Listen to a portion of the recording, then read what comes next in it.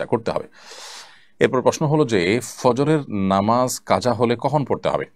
ফজরের নামাজ যদি কাজা হয়ে যায় তাহলে আপনি ঘুমের কারণে কাজা হলো, যে কোনো কারণে কাজা হয়ে গেল, ভুলে গেছেন সে কারণে কাজা হলো, যদি এরকম হয় তাহলে সেক্ষেত্রে যখনই আপনি উঠবেন সাথে সাথে দ্রুত দ্রুত সম্ভব নামাজ পড়ে ফেলবেন। আর যদি আপনি এমন সময় উঠেন যখন সূর্য জাস্ট উদিত হচ্ছে, তাহলে অপেক্ষা করবেন সূর্য উদয় হওয়ার 20 মিনিট পর আপনি নামাজ পড়বেন।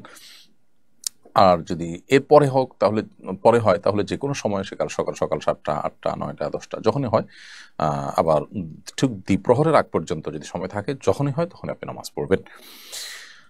কারণ হাদিসে বর্ণিত হয়েছে মান্নামা আন সালাতিন আও নাসিহা ফালিউসাল্লিহা ইযা যাকারাহা, যদি কারোর নামাজ ঘুমের কারণে বা ভুলে যাওয়ার কারণে ছুটে যায় তাহলে তিনি যখন স্মরণ হবে তখন তিনি সালাতটি আদায় করবেন। এবং নবী করিম সাল্লাল্লাহু আলাইহি ওয়াসাল্লামের একবার ফজরের সালাত মিস হয়ে গিয়েছিল জামাত সহকারে, অর্থাৎ দলবদ্ধভাবে সবার। তখন নবী করিম সাল্লাল্লাহু আলাইহি ওয়াসাল্লাম সূর্যের আলোর আঁচ গায়ে লাগার পর তারা যখন সফর থেকে ফিরছিলেন, কোনো এক জায়গায় তাঁবু গেড়েছিলেন এবং তার সঙ্গে থাকা সকল সহযাত্রীরা তারা বিশ্রাম করছিলেন, সারাদিনের ক্লান্ত, যুদ্ধের ময়দান থেকে ফিরেছেন, আবার এদিকে সফর করেছেন।